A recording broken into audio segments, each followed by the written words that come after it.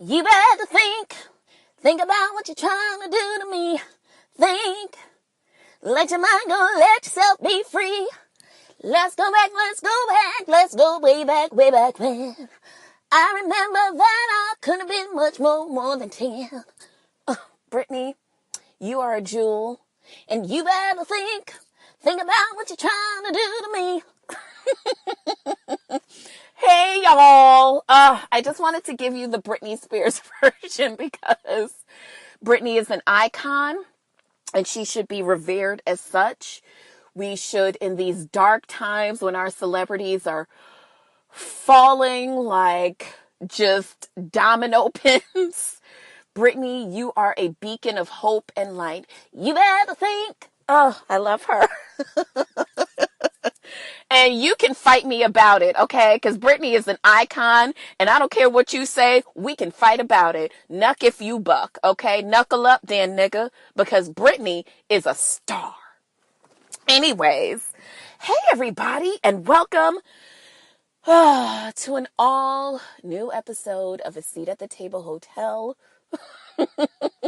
Yes, we are calling it a hotel this week because the hosts have been acting up. Okay, we no longer need a table. We need a whole building dedicated to these stupid motherfuckers. Okay, but we'll get into it in a minute.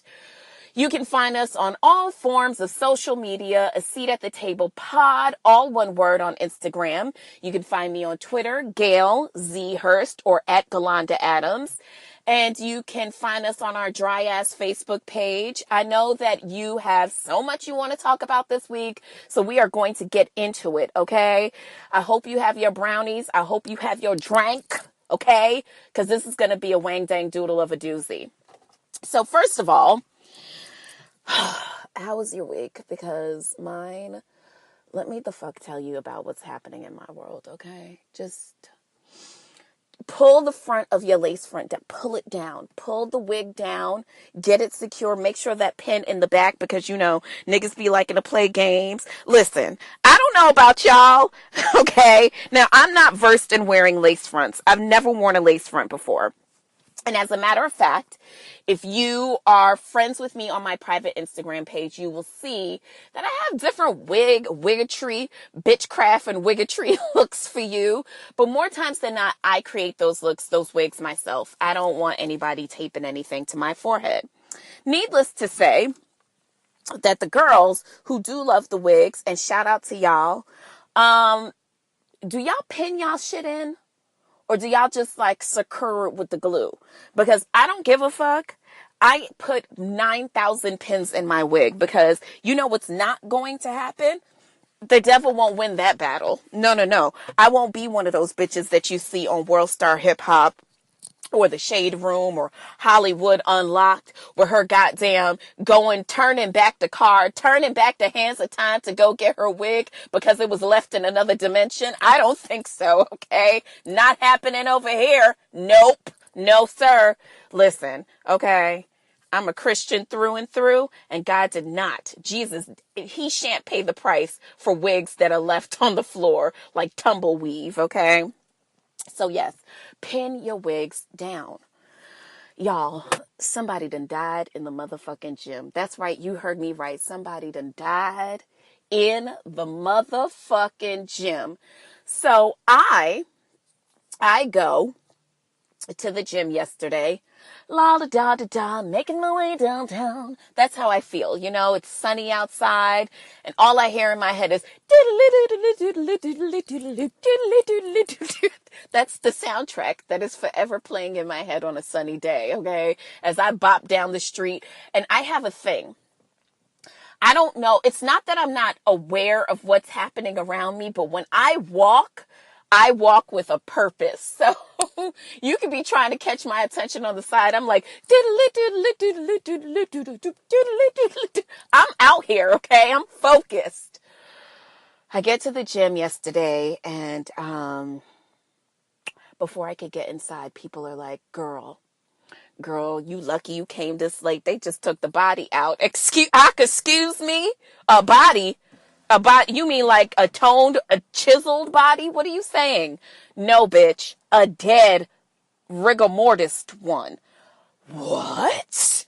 Shut your mouth. Yes, someone passed away in the gym. So listen, when y'all are going hard out there, just make sure that you have checked it with your general physician to make sure that all the stuff that you are out here doing, that you're supposed to be doing it. Because, yeah, the place, I was shook, okay? Shooketh to my core.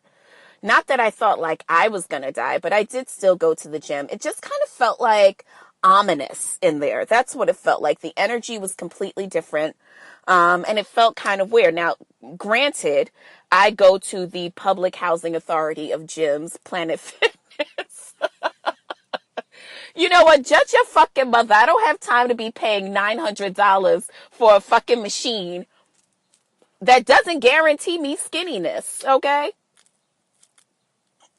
Sorry, I don't think so. Planet Fitness is just fine for me, okay? Because I like style, body, and shine, and a look that's totally all mine, okay? And Planet Fitness is just for me. All right, so let's just get on into it. How was your week? How is everyone doing on their goals for the year? Remember, we are not calling them dreams. We're calling them goals. Dreams are just some pie in the sky. Goals have actual date and value to them. So how is everyone doing with their goals, right? All right. So I don't have any positive church announcements yet, but I will say that I have how do we say, stay tuned. That's what I'll say to you. Stay tuned, because I definitely feel like there's some stuff for a seat at the table on the horizon, and I'm very excited about it. And as soon as it's time to make a full service announcement, trust that I will be. But I want to thank you guys again for your support. And hopefully your dreams and your goals, you've kind of weaved into them as we're heading into May, the 5th month of the year. And hopefully you are really just kind of putting pen to paper and putting plans into action. And as we kind of continue this journey of mindfulness, I really hope that by the end of the year, or at least by the third quarter of the year, we'll have some really great praise reports. Okay, I don't even know where to start this week, because I feel like this week has definitely been one of those weeks where you just want to sigh. Like, you just feel like, oh, God, geez, like, it's just so much happening. Like, I saw on Twitter that someone, Ja Rule, tweeted, like, oh, I've got a new album coming out, and someone tweeted him back, Ja, we don't have time for this week. It's too much going on. And it really is just too much going on. So let's start with the praise reports first. I'm a little late on the draw. You can call me, late boots. That's fine. But I am just now, I just watched the interview with Jay-Z and David Letterman. And, the reason why I wanted to bring this up is, as we delve further into the conversation and we talk about everyone's favorite aunt, Kanye, I wanted to bring up Jay-Z's interview with David Letterman, because I felt like there was, if for nothing else, one of the things that I took away from that was he has a level of mindfulness when he speaks. He doesn't speak fast. And you can oftentimes see that he is definitely thinking. The wheels are turning, and he's being very mindful about what he's saying and how he's saying it, and the recourse of his words. You can tell that this is a man who is very aware of a curated presentation that he gives of himself. I didn't get the sense that those questions were at random. I got the sense that those were questions that Jay-Z had been given previously, and so he knew how to answer those questions. I also felt that, especially when they spoke of Kanye, David Letterman kind of asked, are we friends with Kanye, or are we not friends with him? Where are we at? And I found Jay-Z's answer to be quite interesting, as he neither confirmed or denied their actual friendship, but did say that he would always consider Kanye as a brother. And like other siblings, they fight and they don't get along sometimes, but that will always be his brother. And he also talked about the fact that Kanye is now who he's always been. So this has been quite a busy week for Mr. West, as he has been on a Twitter tirade. And I don't want to get into the specifics of every single nuance. I mean, yesterday he tweeted over 100 times or whatever the case is. I don't have time to follow every nuance of the things that Kanye says. Here's my stance on it, and we can agree to disagree. But this is, in general, I feel as though, number one, let's all acknowledge the fact that Kanye is a businessman. And coming off of the week that we did from a artistic perspective, I think that J. Cole dropped a album that is, if for nothing else, the complete antithesis of the behavior that we've seen Kanye succumb to in the past week to week and a half. I think that it is not ironic that Kanye's behavior would somehow overshadow the drop by J. Cole. I think that that was also very intentional.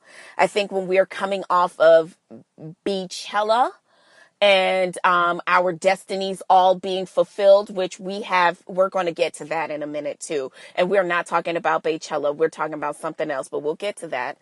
But I just feel like mission is accomplished by Kanye. What he wanted to do was get us to talk. And, one of the things that I used to work for a fast fashion retailer, very well known. You motherfuckers love it a lot. Their bags are yellow.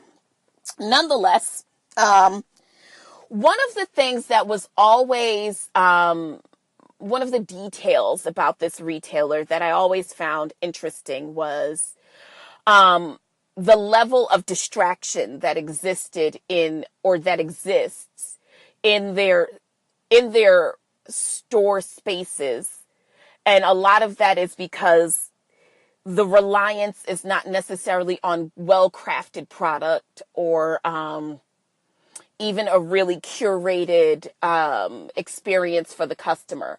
What it has always been about is to provide you with enough mental and emotional distraction that it gets you to spend money on things that are worthless.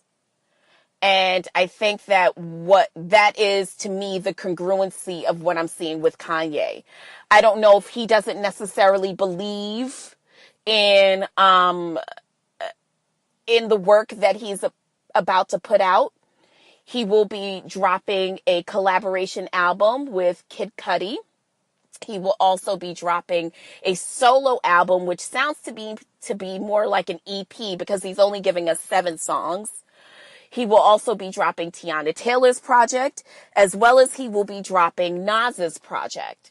Now, with all of that said and done, I think that if there is enough belief behind the artistry, that there is not necessarily a need to provide such distraction leading up to the release of this art.